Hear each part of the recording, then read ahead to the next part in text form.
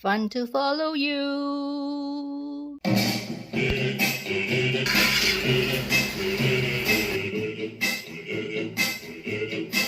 Today I'll be making a non-vegan sambal paste. So let's get started.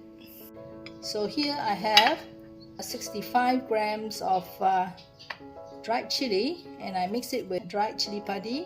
Lengkuas, or we call it the blue ginger, is about 130 grams.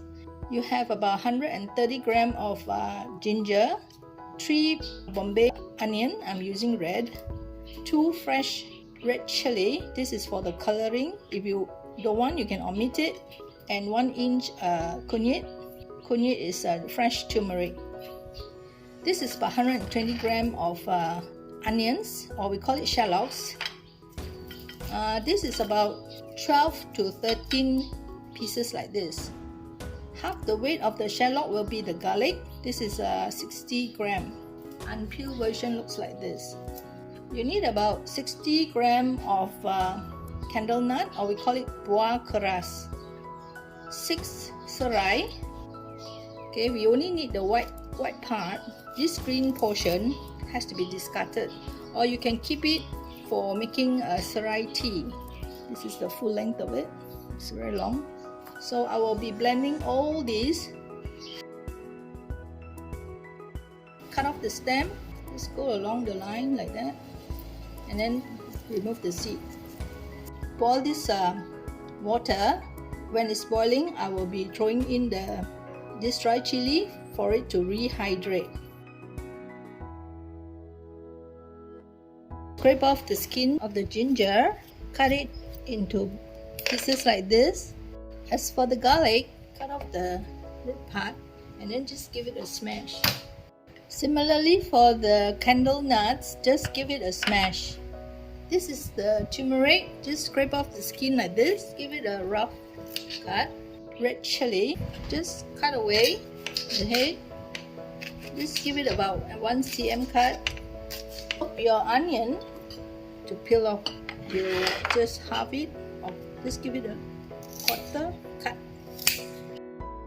For the blue ginger or lengkuas, what I do is usually, this is quite a tough root plant, so we just use a knife and cut off the skin. So give it a wash, slice it thinly. Slice up this big onions. This is a whole lemongrass. What we need is only the white portion of the lemongrass. Just cut it off like that. This one reserved for the lemongrass tea. You can actually smash it, clean it up, and then boil it in hot water for about 20 minutes. You can get a nice cup of lemongrass tea. Here you clean up the root, you cut away the root. Outer layer, you just tear it away. Slice up thinly. Using a serrated knife is easier. So cut into 1 mm thickness.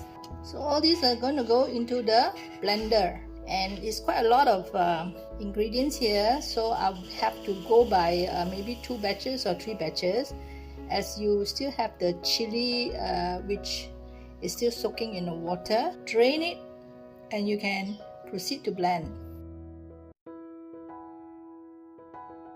I'll be moving in the soft ingredient first.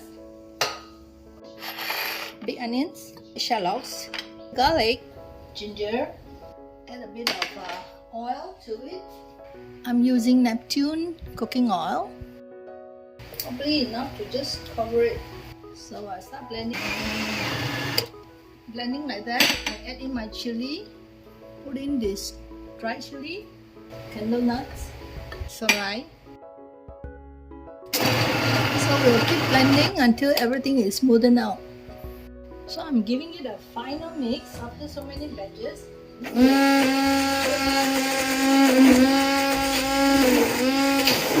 Wet weight 1,328 grams. Switch on the stove first. Again, I'm using Neptune cooking oil. I'm using 1.5 cup of oil first, because in this sambal I've actually added about close to 1.5 cup or so, all in 3 cups.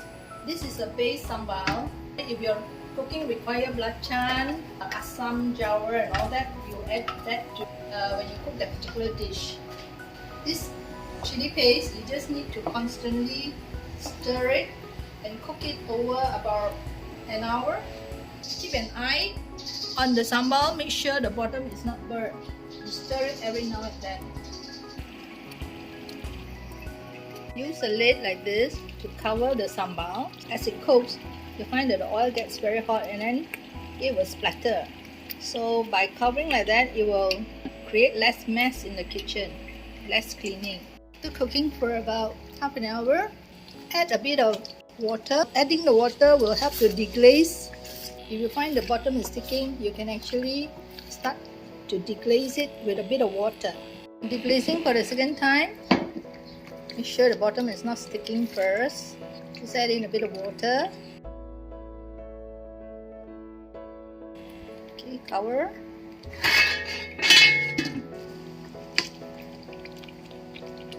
So this is the last bit of water that I'm going to put in.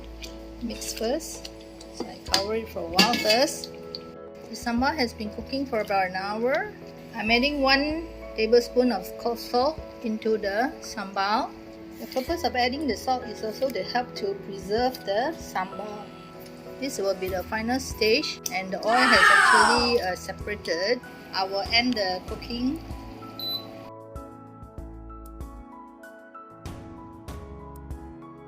After cooling, you bottle it or you pack it into tubs or plastic bags. Deep freeze it. It keeps about at least 6 months. If you enjoyed my video, please like, comment and share. Most importantly, subscribe to my channel. Click on the subscribe button and the notification bell to inform you of any new posting if you have not done so. Thank you for watching. Bye. Fun to follow you.